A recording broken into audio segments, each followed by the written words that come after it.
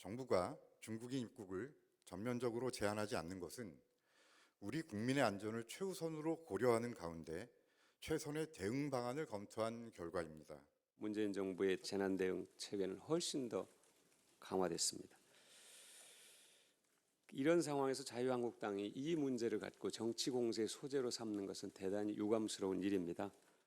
정부가 투명하게 공개하고 있으니 과도하게 불안을 부추기거나 불확실한 가짜 뉴스에 속지 않으시길 바랍니다.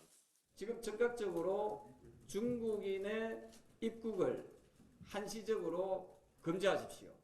우리나라에 온 중국 관광객을 적극적으로 송환하십시오. 우한 폐렴 확산 차단보다 반중 정서 차단에 더 급급한 것은 아닌지 걱정이 됩니다.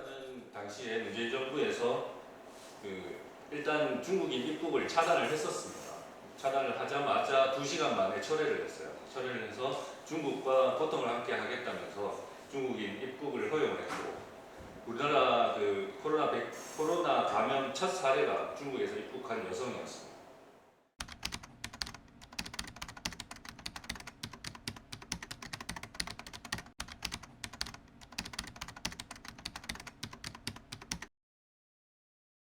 현재까지는 총 확진자 수가 4,212명입니다.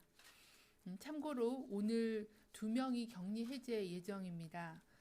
그리고 어제 사망자가 4분 추가로 발생하였으며 오늘 추가로 확인된 사망자가 4분이 더 계셔서 현재 총 사망하신 분은 26명이 되겠습니다. 대구시의 경우에는 대부분이 신천지 대구교회 관련된 그런 사례와 기타로 분류될 건들은 대부분은 접촉자 등으로 구성이 되어 있는 그런 상황입니다. 0.5%입니다.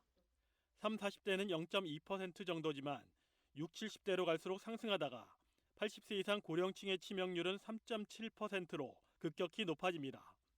특히 고령의 지병을 앓고 있는 경우에 치명률이 높았습니다.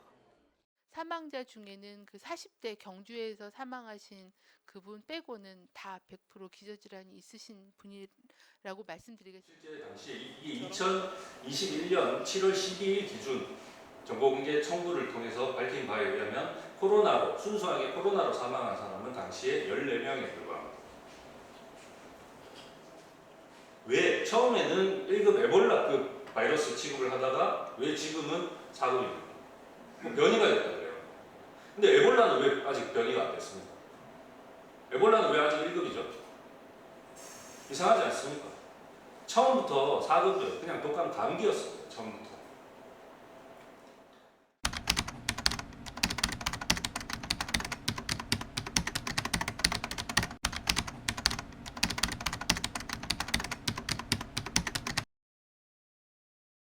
백신 접종이 순조롭게 진행되며 일상 회복을 위한 대장정의 첫 발을 내딛었습니다. 이제 시작일 뿐입니다. 정부는 모든 가능성에 치밀하게 대비하며 11월 집단 면역을 차질 없이 이뤄나갈 것입니다. 질병청이 집단 면역 들어보셨죠? 전문가들은 백신으로는 집단 면역이 불가능하다고 얘기하거든요. 근데 정부는 단지 성과를 내기 위해서 집단 면역이라는 허상을 드러냅니다.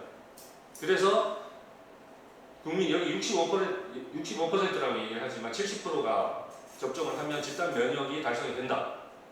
그걸 하기 위해서는 청소년들을 집어넣어야 돼요. 그래야 70%가 달성이 됩니다. 그래서 만 12세까지 접종 연령을 낮춰요.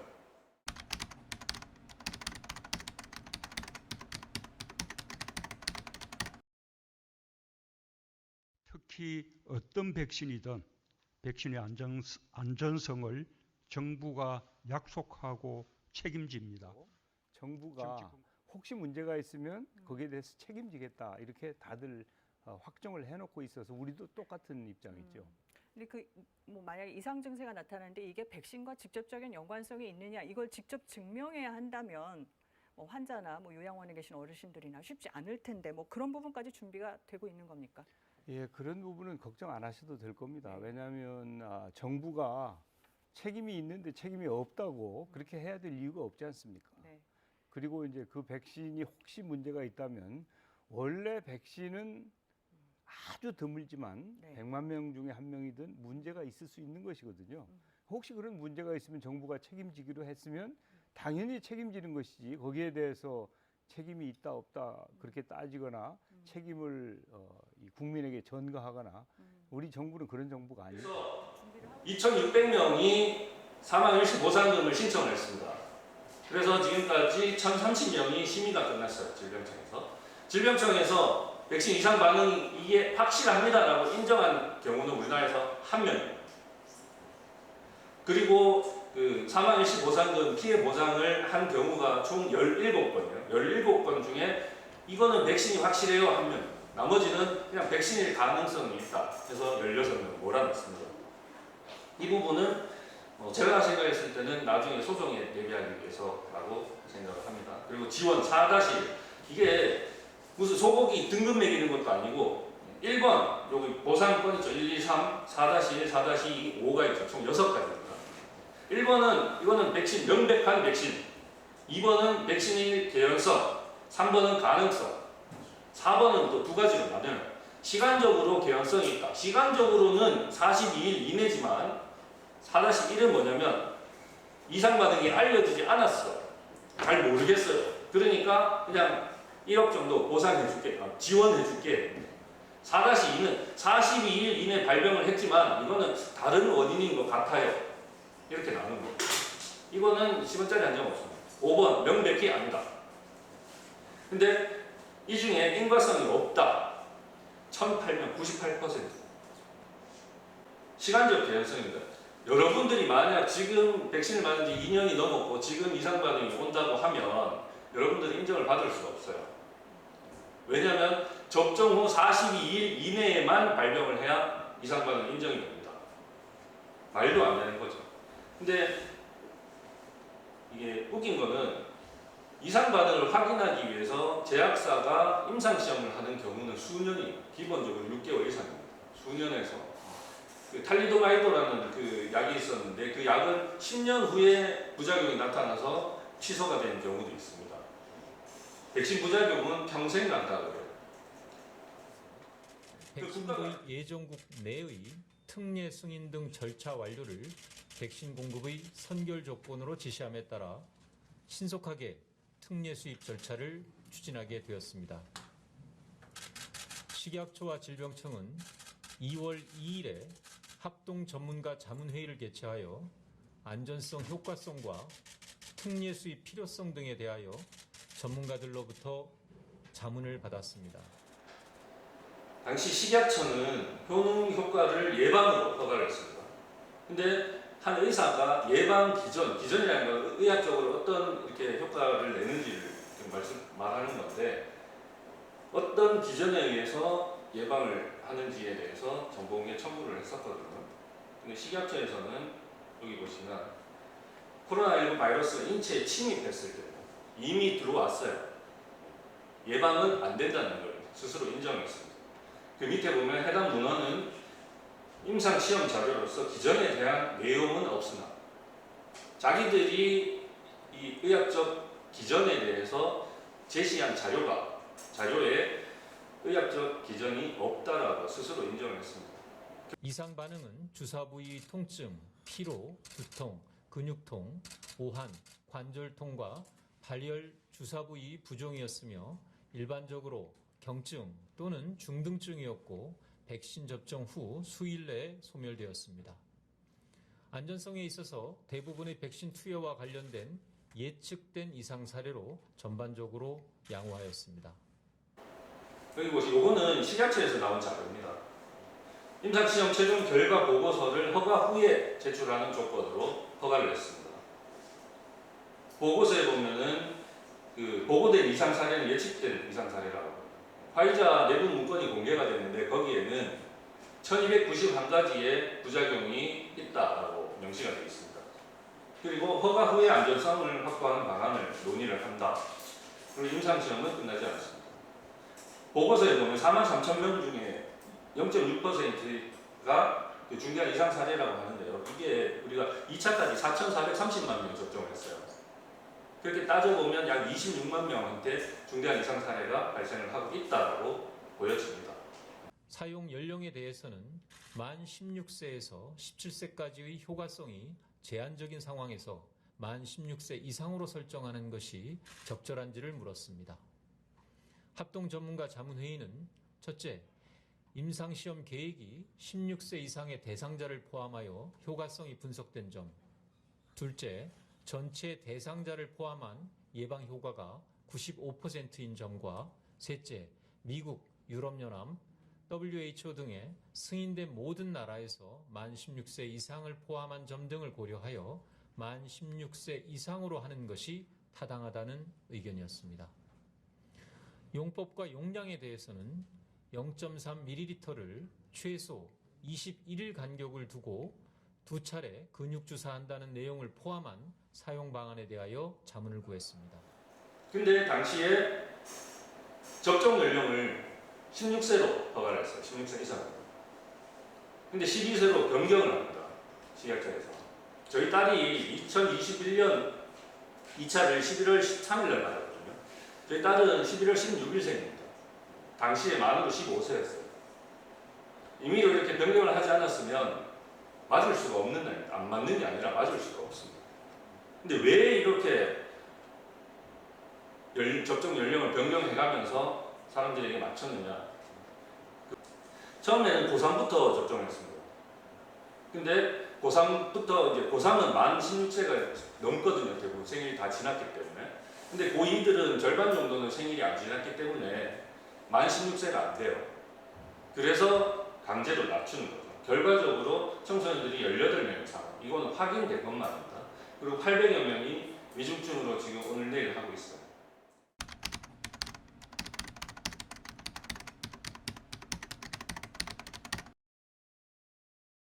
코로나19 백신 구매 및 접종 준비 상황에 대해서 설명을 이어서 드리도록 하겠습니다. 정부는 총 4,600만 명분, 총 8,600만 회분의 백신 구매를 결정하였으며 현재까지 3,600만 명분, 총 6,600만 회분에 해당하는 백신에 대한 구매 계약 체결을 완료하였고 1,000만 명분에 대한 계약 체결은 현재 협의가 진행 중에 있습니다. 정부는 우선 접종 권장 대상자 중에서 보건의료 체계 기능 유지를 필요한 고위험군 의료기관 종사자와 요양병원, 요양시설 등 집단시설에 거주하는 노인부터 접종을 시작하여 순차적으로 접종을 확대해 나가겠습니다. 통상 2회 접종을 실시해야 되고 또 교차 접종을 방지해야 되는 그런 점들을 고려해서 국민들이 안전하고 편리하게 접종을 할 수 있도록 코로나19 예방접종 통합관리 시스템을 현재 구축 중에 있습니다. 동 시스템을 통해서 백신에 대한 수급관리, 그리고 접종 대상 국민들에 대한 사전 안내와 예약 접수, 접종 등록, 그리고 접종 후 이상 반응에 대한 감시와 추적 관리 등을 체계적으로 진행하도록 하겠습니다. 질병청은 우리가 21년 2월 26일부터 접종을 시작을 했습니다.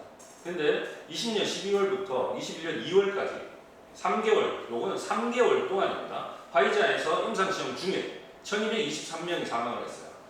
3개월 동안만. 그리고 이상 반응이 42,000건이 보고가 됐습니다. 그 중에 의학적으로 확인된 게 25,000건입니다. 이거를 제가 질병청에다가 니네 이거 알고 있었느냐 정보에 청구를 하니까 알고 있었다고 하면 그러면서 면책 동의, 광범위하게 면책, 사람이 이상 반응으로 뭐 사망을 하거나 중증이라도 자기들은 죄가 없습니다. 면책 동의를 해줬어요.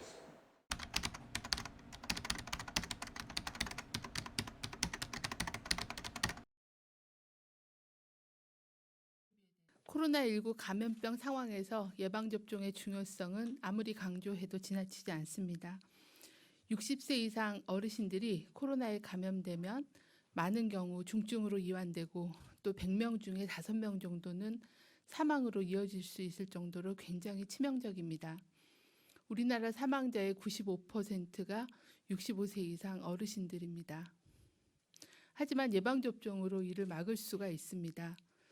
우리나라에서 기존에 접종받으신 어르신들에 대한 예방접종 효과를 분석해본 결과 약 85% 이상의 효과가 있었고 또 감염되더라도 치명률을 낮춰서 사망 예방 효과는 현재까지는 100%로 나타나고 있습니다.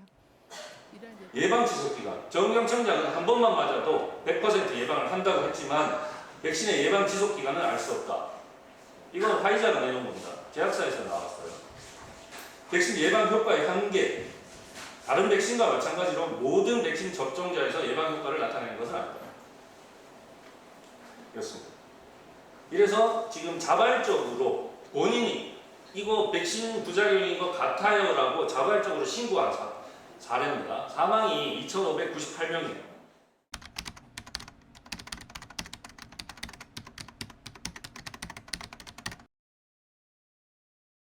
코로나19와 독감 예방 접종은 동시에 받을 수 있다. 네, 물론입니다. 여러분들 병원 2번 가시는 거 싫잖아요. 예, 그래서 한 번 가서 한쪽 팔에 코로나, 반대쪽 팔에 독감 백신 이렇게 맞으시면 돼요. 그럼 한꺼번에 주사 2번 맞으면 힘들지 않느냐? 그렇게 차이 없어요.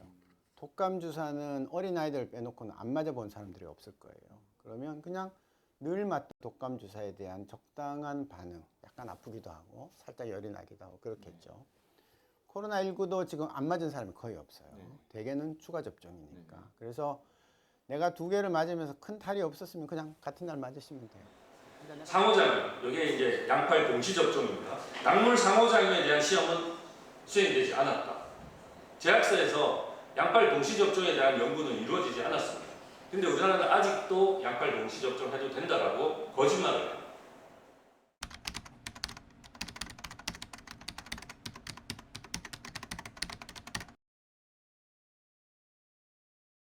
코로나19 백신 피해자 가족들이 엄청나게 많았다고 주장을 하고 있습니다. 저희는 그렇게 생각하지 않습니다. 이러한 그 백신의 부작용에 대해서 보상을 해주는 것은 저희가 대개 딴 나라들과 유사한 제도를 가지고 있다 이렇게 생각합니다. 저는 의사로서요, 백신 피해자분들과 가족분들이 촉구하고 있는 치료비 선지원 그리고 인과성 입증 책임은 피해자 가족이 아니라 국가가 해야 된다라고 주장을 하는 것입니다. 예컨대 국가가 인과성을 밝히지 못하면 선지원해야죠. 그게 옳다고 생각하지 않습니까? 계속 검토는 하겠습니다만 이러한 제도는 역시 과학에 기반을 두고 또 각 나라들이 하고 있는 것과 너무 다른 그런 정책을 해서는 안 된다고 생각합니다. 우리는 우리대로의 창의적인 방법으로 국민의 민생을 잘 챙겨가는 것이 더없이 절실한 때입니다. 지금은 위기의 시대이기 때문에. 뭐 다른 나라 눈치 볼 일 있습니까? 저는 뭐 의원님의 말씀에 일부 동의는 합니다만 이 백신의 영역은 사실은 과학의 영역이기 때문에 저희가 과학의 영역을 핑계로 민생을 외면하시겠습니까? 민생도 어느 정도의 그런 과학의 베이스를 둬야 된다. 특히 이런 의료 분야에 있어서는 그렇다. 저희는 그렇게 생각합니다. 뇌출혈. 빨간색이 22년도에 급증합니다. 암 3배 급증했어요. 의사들은 이야기합니다. 코로나 백신 이전에는 터보암이라는 단어를 들어보지를 못했대요. 근데 지금은 터보암이 당연한 게 됐어요. 접종하고 나서 6개월 만에 1기에서 말기까지 순식간에 진행이 돼요. 그런 경우는 그런 사례가 그동안 없었거든요. 그래서 기존의 의사들이 그런 사례가 없기 때문에 부작용을 인정을 못하겠다는 거예요. mRNA 백신은 인류 최초로 시험된 백신입니다. mRNA 백신 연구하시던 그 교수님도 절대 맞지 말라고 말씀하세요.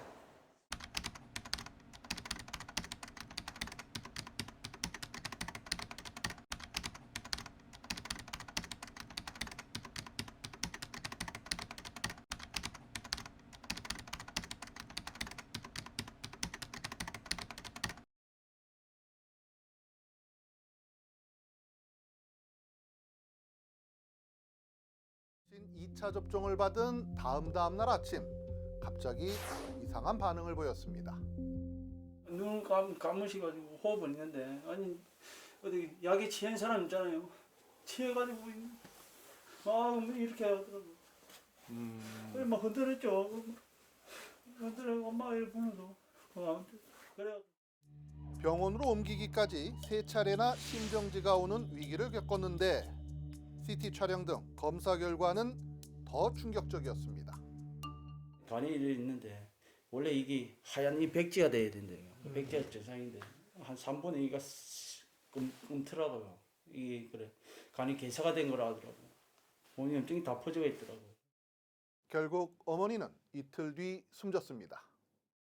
그런데 어머니는 백신 2차 접종 20일 전 건강검진을 받았다고 합니다. 그때 이게 검사기가 신장 기능 검사까지 다 했는데 다 정상이라 나와 있거든요. 간이고 신장이고. 여기 보면 간, 신장, 콜레스테롤 비율 검사는 정상입니다. 준규 씨는 그래서 백신을 의심했습니다. 의사조차도 백신 이상 반응이 의심된다며 질병청에 곧바로 신고했다고 합니다. 주치 선생 너무 안타까우니까 자기도 본인도 그래. 간이 급성으로 이렇게 기사된 걸 처음 본다 하더라고요. 이런 속에서도 봤지만 이 아무래도 백신 부작인 것 같다고 뭐라서. 하지만 백신과의 인과성 심의 결과는 4-2. 즉 기저질환인 당뇨 때문에 숨졌다며 백신과의 인과성을 인정하지 않은 겁니다. 박은실 씨의 남편도 지난해 10월 백신 2차 접종 다음 날 가슴에 극심한 통증을 호소해 119 구급차를 불러 급히 병원으로 옮겼습니다. 잠깐 사이에 저희 남편이 심정지가 온 거예요. 그래서 심폐소생술로 막 데리고 들어가길래 우리 남편 왜 그러냐고 그랬더니 심정지가 왔다고 밖에 나가서 기다리래요. 근데 제가 의료진한테 울면서 매달려갖고 그랬어요. 어린애를 있는데 애기 아빠 좀 제발 살려달라고. 저는 못 보낸다고. 살려달라고. 하지만 그런 간절함에도 남편은 끝내 되돌아오지 못했습니다. 정말 지옥 같아요. 하루하루가. 애기는 밤마다 찾아요. 아빠가. 아빠 보고 싶다고. 어쩌다 밖에를 나가면 아빠 손잡고 다니는 애기들이 있잖아요. 그래서 눈을 못 떼요. 애기는.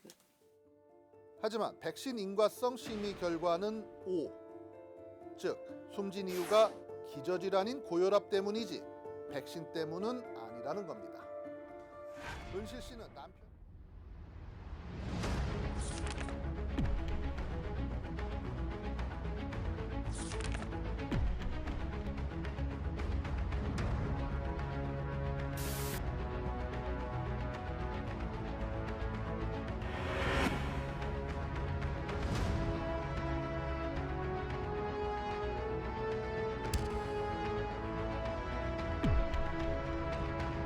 현재까지는 전체 접종자 중에 1.2%에서 이상 반응의 의심 사례를 신고하였습니다. 성별로는 여성이 1.3%로 남성 0.8%보다 여성에서 더 많은 신고가 있었으며 연령별로는 20대가 3%, 30대가 1.7%, 그리고 60대가 0.4%로 젊은 연령층에서의 이상 반응 신고율이 높았습니다. 백신 제조사별로는 아스트라제네카 백신 접종자가 1.2%, 화이자 접종 대상자가 0.3%로 이상 반응을 신고하셨습니다.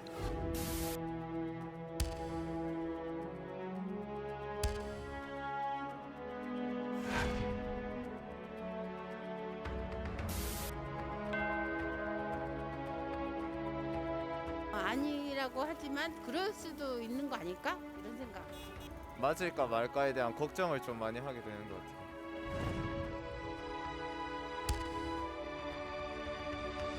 코로나19 예방접종 후에 사망하여 신고된 8분에 대한 예방접종과의 인과관계에 대해서 조사를 하였습니다. 다행히도 아나필락시스에 해당되는 그런 증상들은 없었던 걸로 확인이 됐습니다.